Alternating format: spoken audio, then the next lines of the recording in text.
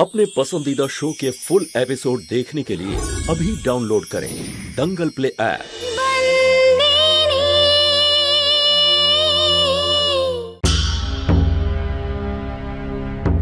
আমি সম্পূর্ণ সজ্ঞানে আপনাকে সবটুকু জানাচ্ছি, আর কোর্টেও আমি এই একই কথা বলবো। সন্তু প্রথমে বলেছিল আমার জামাই ধর্মরাজকে বাঁচানোর জন্য ও অর্জুনকে আঘাত করেছিল, কিন্তু ও পরে সবার সামনে স্বীকার করেছে যে নিজের স্বার্থ সিদ্ধির জন্য ও অর্জুনকে খুন করেছে।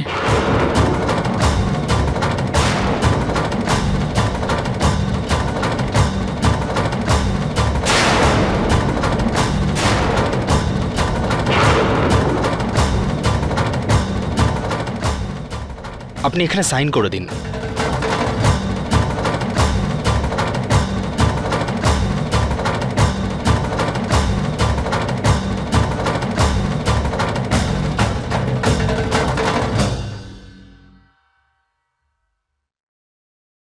অ্যারেস্ট করো ওকে।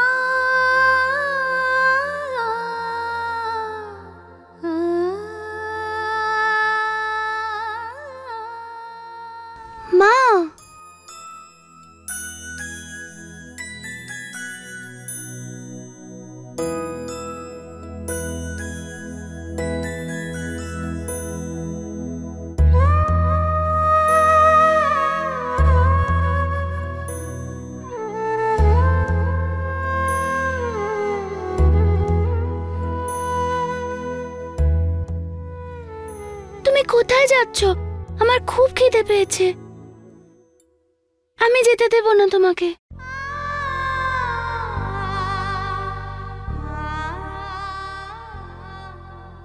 খিদে পেয়েছে তোমার?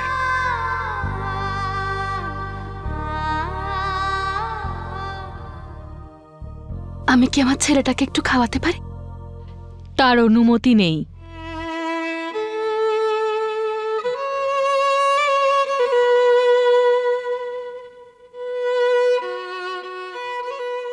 শেষবা,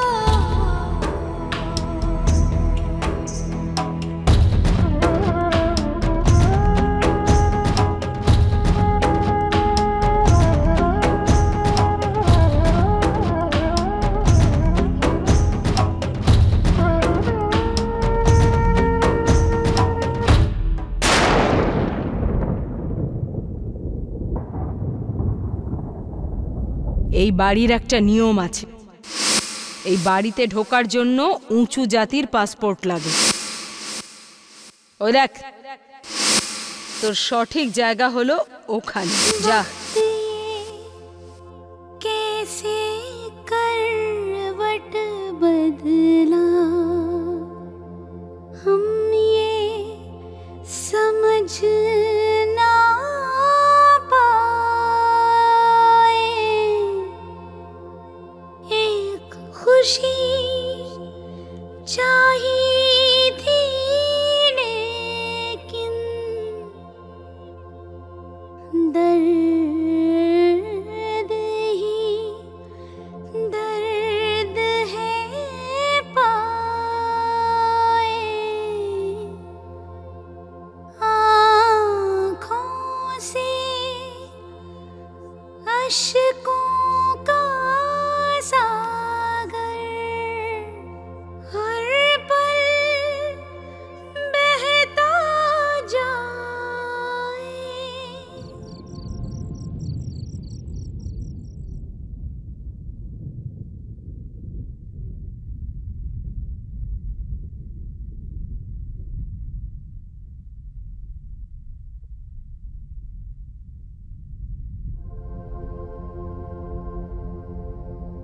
सुख का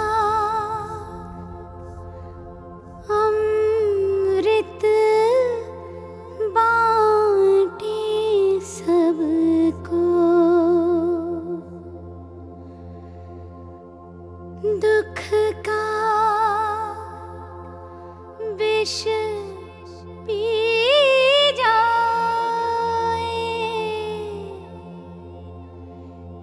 इसकी शक्ति के आगे तो यम भी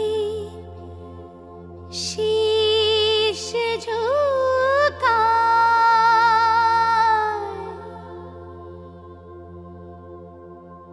बंदीनी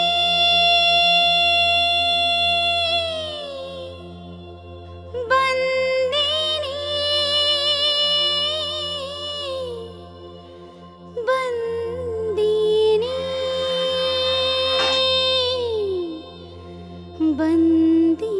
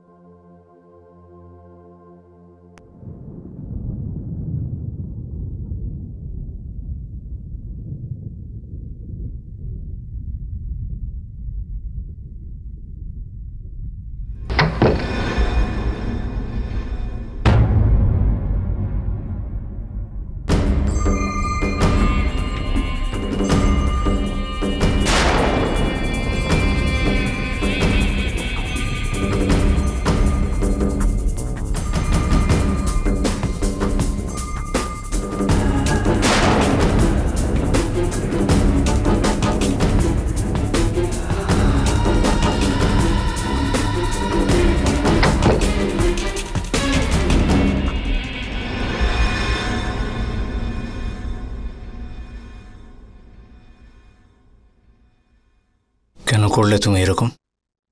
কি করেছি আমি? সেটা ভালো করে আমিও জানি আর তুমিও জানো যে অর্জুনকে হিতেন্দার খেমির ব্যাপারে তুমি কিছুই বলনি। ওই সব কথাগুলো আমি বানিয়ে বলেছিলাম ওকে। আজ একটা সত্যি কথা বলি তোমায় শান্তু, ওই বাড়িতে যত মিথ্যাচার আর যত খারাপ কথা সব আমি ছড়াতাম, আমি করতাম সব। কিন্তু তুমি এটা কেন করলে? কেন স্বেচ্ছায় এই দোষের ভারটা তুমি নিয়ে নিলে? কেন নিজেকে সবার সামনে দোষারোপ করলে তুমি এটা বলে যে অর্জুনকে তুমি মেরেছ? তুমি নিজেকে দোষারোপ করেছ, কিন্তু কেন সন্তু মাহিয়া বংশী? কেন? আমার কাছে তো একটা কারণ ছিল, কারণ ছিল আমার কাছে খারাপ হওয়ার। কারণ এই সমস্ত পরিবারে একজন ওই রকম ছিল না যে আমাকে ভালোবাসত, না আগে না পরে। আমার মনে আগুন ছিল, তাই আমি চাইতাম এরকম হোক, কারণ আমি এই পরিবারের সন্তান ছিলাম না। আর তোমাকে আমি খুব ঘৃণা করতাম, অসহ্য লাগতো আমার তোমাকে। কারণ এই পরিবারের সদস্য না হওয়া সত্ত্বেও সবাই তোমাকেই ভালোবাসতো, নিজের মনে করতো। কিন্তু আমি এই পরিবারের সদস্য হওয়া সত্ত্বেও কেউ আমাকে আপন বলে মনে করতো না, সবাই দূর করে দিয়েছিল আমাকে। তাই আমি সিদ্ধান্ত নিই যে আমি খারাপ হব। সিদ্ধান্ত নিয়েছিলাম যে আমি বরবাদ করে দেবো সবাইকে আর তোমাকে। কিন্তু তোমার কাছে আবার কি কারণ ছিল? কি কারণ ছিল তোমার কাছে যে তুমি খেমিকে মিথ্যে কথা বললে? তুমি খেমিকে এটা বললে যে হিতেন্দা আর খেমির ব্যাপারে অর্জুনকে তুমি বলেছ। আরে এই সব তো আমার কাজ ছিল, আমার। তুমি আমার এই নোংরামোগুলোর দায় নিজে নিয়ে নিলে, নিজেকেই হত্যাকারী প্রমাণ করে দিলে, তাও সবার সামনে। ঠিক আছে, জানি আমি যে তোমার মহান হওয়ার খুব ইচ্ছে। তাহলে মহান হও এবার। আমাকে এটা বলো সন্তু মাহিয়া বংশী, যে অর্জুনকে কে খুন করেছে? তার মানে ওই রুমে অর্জুনের ওপর অন্য কেউ আঘাত করেছিল। অর্জুন আগে আমার বাবাকে মেরেছিল, কারণ উনি অজ্ঞান ছিলেন আর উনি অর্জুনকে মারতে পারতেন না। আমি অর্জুনকে মারিনি, তুমি অর্জুনকে মারতেই পারো না। শান্তু, তুমি যদি সত্যি কথাটা বলতে চাইতে তাহলে তুমি ওই ছুরি থেকে আঙুলের চিহ্ন মুছে ফেলতে না। বলো, জানো তো তুমি তো জানো যে খুনি কে। আমাকে বলো অর্জুনকে আসলে কে খুন করেছে? সে এমন কে যাকে তুমি রক্ষা করছো, যার জন্য তুমি এখানে চলে এলে?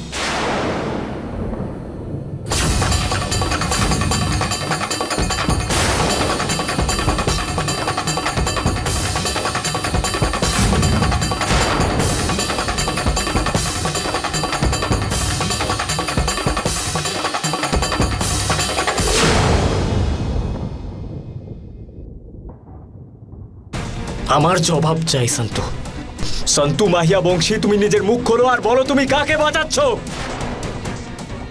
কার দোষ লুকানোর জন্য তুমি নিজেই দোষটা নিলে? বাড়িতে সবার খেয়াল রাখবে, অনেক লোক আছে বাড়িতে। আর আমাকে ক্ষমা করে দিও যে আমি তোমার উপর হাত তুলেছি। Shut up! তুমি পাগল? হ্যাঁ, পাগল না তোমার মাথা খারাপ? হ্যাঁ, আমি তোমায় কি জিজ্ঞেস করছি আর তুমি কি উত্তর দিচ্ছ? দেখো সন্তু, আমি জানি যে ওই খুনি বাড়িতেই লুকিয়ে আছে। মুখ খোলো সন্তু, বলো আমায়। এত ভালো হওয়ার চেষ্টা করো না সন্তু, করো না। কোনো রকম লাভ নেই এতে। আরে তুমি যাকেই বাঁচাচ্ছ না কেন, ওদের মধ্যে কেউ আসবে না তোমাকে বাঁচানোর জন্য। আর এই যে তুমি মহান হওয়ার চেষ্টা করো না, আমার অসহ্য লাগে, ঘৃণা হয় আমার তোমার উপর শান্তু। কারণ এত ভালো মানুষ আমি সহ্য করতে পারি না, ঘৃণা করি আমি এত ভালো মানুষদের। আরে কেউ যদি কারোর সামনে ভালো হওয়ার নাটক করে তখন বোঝা যায়, কারণ তার মধ্যে সেই মানুষটার স্বার্থ লুকিয়ে আছে। কিন্তু নিঃস্বার্থে লুকিয়ে কারোর ভালো করা, অন্য কারোর জন্য নিজে খারাপ হওয়া, আর নিজের এই অবস্থা কেন করছো তুমি এগুলো শান্তু? কিভাবে এগুলো করে? আরে তোমার খারাপ লাগে না? তুমি মানুষ নও নাকি? কেন করছো এগুলো তুমি শান্তু? বাড়িতে তোমাকে সবার দরকার। সূর্য অনেক ছোট, ওর একটু খেয়াল রেখো। বিভার পরীক্ষা আসছে, ওকে তোমাকেই পড়াতে হবে। অঙ্কে তো তুমি খুব ভালো, তাই না? পাগল তুমি, তোমার মাথা খারাপ নাকি? হ্যাঁ, ডক্টরকে দেখাও, ডক্টরকে। আরে নিজে জেলে চলে এলে অন্য কারোর জন্য। জেল জায়গাটা কেমন হয় জানো তুমি? জানো পুলিশ কি বলছে ওদিকে? 14 বছরের জেল হবে তোমার শান্তু। 14। এই তুমি গুনতে পারো 14 কত হয়? বৃদ্ধা হয়ে বেরোবে বাইরে, জীবন শেষ, সব শেষ। আর যার জন্য তুমি এসব করছো না, সে কিন্তু কিচ্ছু জানতে পারবে না। কেউ জানতে পারবে না যে তুমি কেন করলে, কি করলে, কার জন্য করলে। সব শেষ হয়ে যাবে তোমার জীবনের।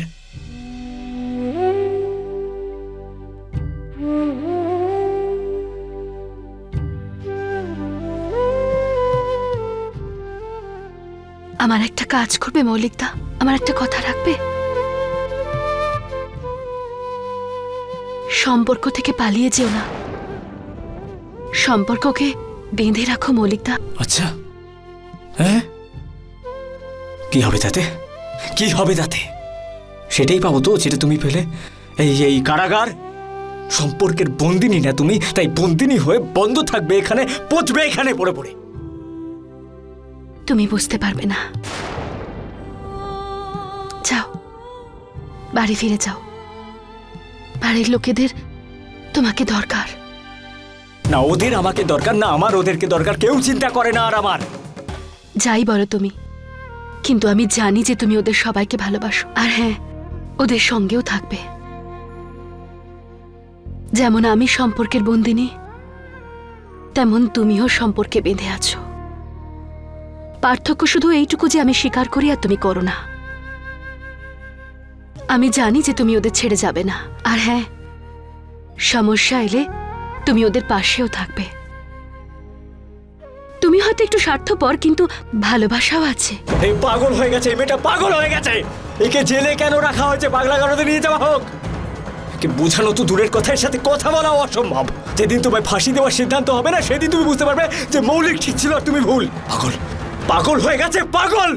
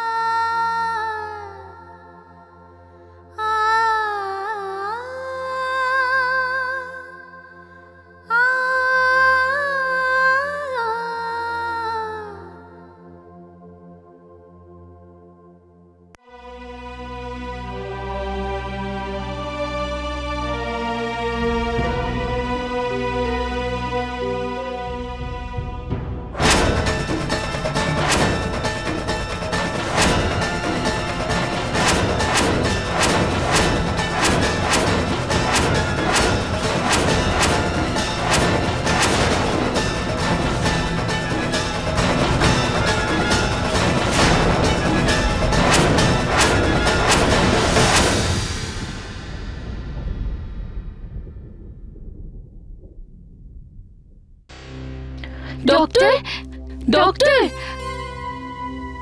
ডাক্তারবাবু, পেশেন্টের জ্ঞান এই ফিরেছে। চম্পা করি সবাইকে ডেকে নিয়ে আয় এক্ষুনি। ধর্মরাজ, বাবা ধর্মরাজ,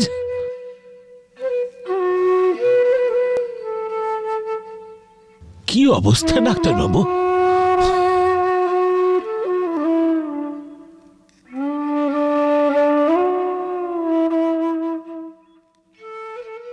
বসুধা, ধর্মরাজের জ্ঞান ফিরেছে, জ্ঞান ফিরেছে ওর।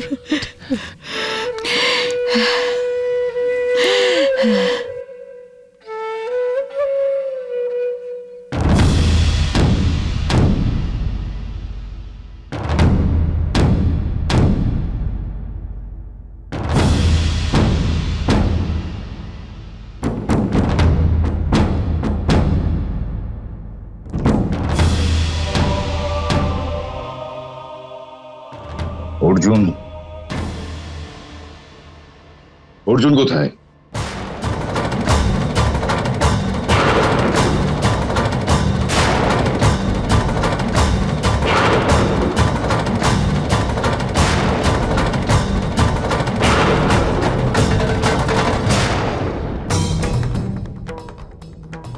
আমি বলছি অর্জুন কোথায়? বলো, বলো আমাকে।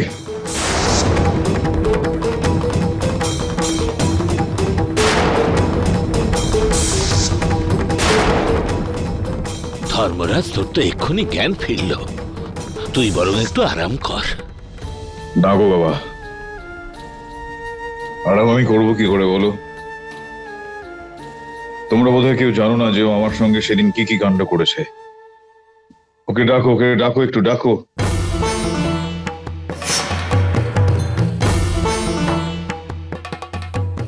বাবা, অর্জুন কোনো কাজে বাইরে গেছে, এর মধ্যেই চলে আসবে।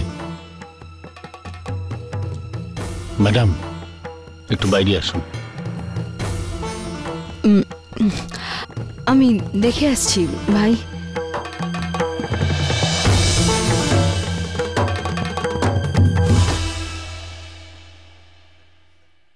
বাবা, কেমন আছিস বাবা? ভালো লাগছে তো? একজনের কেমন লাগতে পারে বলো মা? আমার নিজের বিয়ের বিবাহবার্ষিকীর দিন আমার ছেলে আমাকে নেশাগ্রস্ত অবস্থায় এসে আমার গায়ে হাত তোলে। আমি সিদ্ধান্তটা ইতিমধ্যে নিয়ে ফেলেছি যে আমার বিষয় সম্পত্তি থেকে, এই বাড়ি থেকে অর্জুনকে পুরোপুরি বঞ্চিত হতে হবে। তোমরা আশা করি বুঝতে পেরেছো আমার কথা।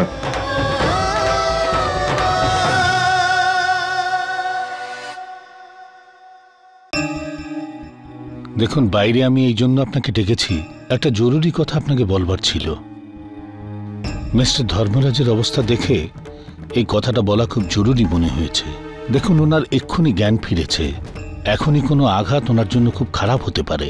আপনাদের সবাইকে খুব সাবধানে থাকতে হবে। যাই হোক না কেন, ওই অর্জুন আর সন্তু ম্যাডামের সম্পর্কে উনি যেন কিচ্ছু জানতে না পারেন। যদি এই দুর্ঘটনার ব্যাপারটা উনি জানতে পারেন, তাহলে যা কিছু হয়ে যেতে পারে। ওনার মানসিক অবস্থার জন্য এটা ঠিক নয়। দেখুন ডাক্তারবাবু, সন্তু আর অর্জুনকে নিয়ে আমরা যে কোনো অজুহাত না হয় দিলাম, কিন্তু খেমি, ওকে নিয়ে কি করব? ভাই যদি ওকে সাদা কাপড়ে দেখে ফেলে তাহলে ও কি ভাববে, কি বলবে? তখন আমরা কি বলবো ওকে? আপনার অবস্থাটা আমি বুঝতে পারছি, কিন্তু কিছু একটা করতেই হবে।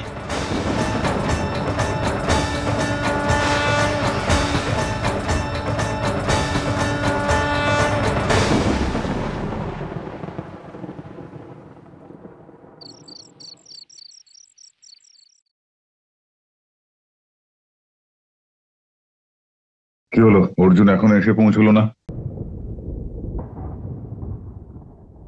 বাবা, ওর আমি দেখছি। ধর্মরাজ, এক্ষুনি তো তোর জ্ঞান ফিরল, বিশ্রাম কর। গেছে কোথায়, এদিক ওদিকে এসে পড়বে। একটা কাজ করো তো বাবা, একটু ওই খেমিকে একবার ডেকে দাও তো।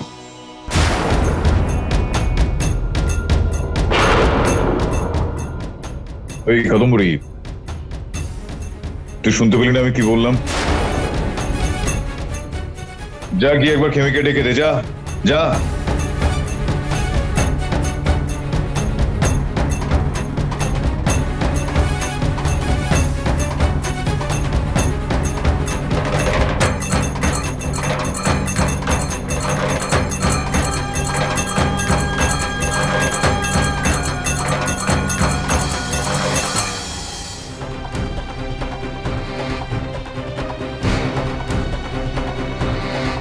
তোর পিসি একটা প্রবলেম হয়ে গেছে, বাবা খেমিকে ডাকছে। কি? হ্যাঁ পিসি, বাবা খেমিকে ডাকছে, ওর সাথে দেখা করতে চায়। অর্জুনের জন্য তো অজুহাত করে নিয়েছি, কিন্তু খেমির জন্য কি করে অজুহাত দেখাবো আমি কিছুই বুঝতে পারছি না। যখন বাবা খেমিকে সাদা কাপড়ে দেখবে তখন। শোন,